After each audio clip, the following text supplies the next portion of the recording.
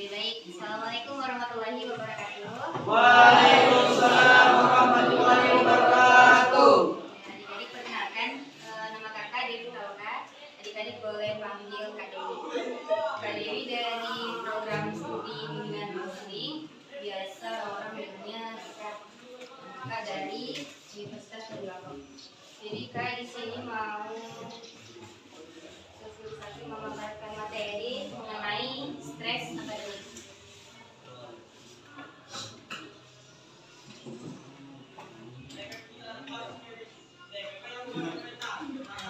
Apa itu stres akademik? Stres akademik adalah tekanan atau ketegangan yang dirasakan seseorang terutama belajar seperti adik-adik atau mahasiswa akibat tuntutan atau beban dalam dunia pendidikan.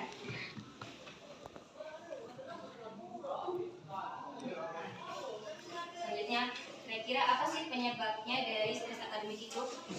Ya bisa jadi karena mungkin banyaknya tugas yang diberikan oleh guru, atau kalau mungkin mahasiswa itu biasanya dari dosen.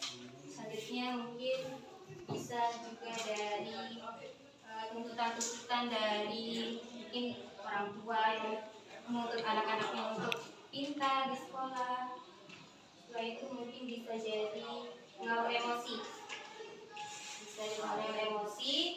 pikiran, atau mungkin kesehatan yang tidak baik ya teman-teman. Jadi intinya bisa karena banyak tugas, nilai-nilai yang harus bagus, memenuhi harapan dan ekspektasi dari orang lain, dan bisa juga dikarenakan pengaruh dari pikiran-pikiran yang buruk. Selanjutnya, ciri-ciri stres. Yang pertama, sulit tidur atau sering lelah, biasanya terutama anemia.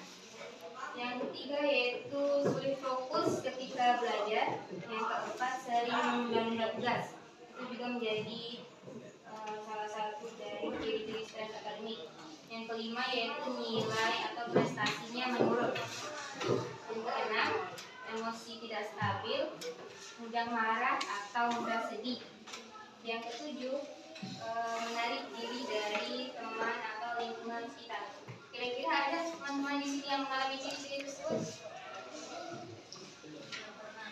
Nah, saya baik.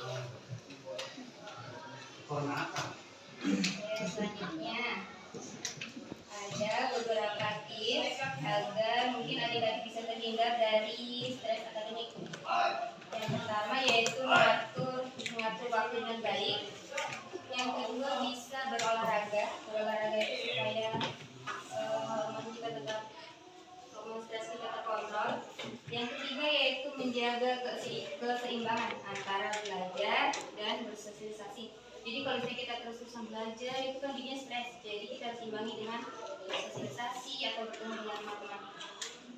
Yang keempat yaitu menghindari dari menunda-nunda. Ini bisa menunda-nunda pekerjaan atau menunda-nunda tugas dari guru atau orang tua. Yang kelima yaitu beristirahat yang cukup.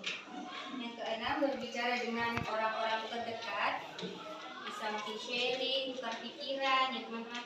Itu juga bisa mengurangi stres dan akademik. Yang ketujuh yaitu menemukan aktivitas yang menyenangkan.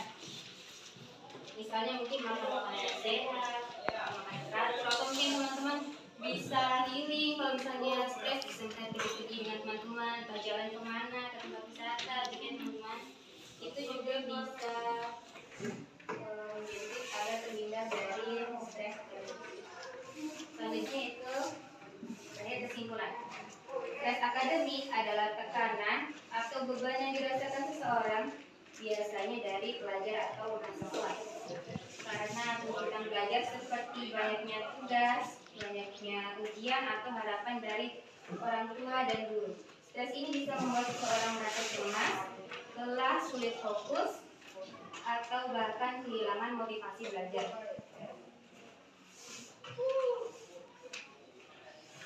Teman-teman sedikit fokus mungkin, mari jaga kesehatan mental dan fisik kita mulai dari sekarang supaya teman-teman terhindar dari stres akademik.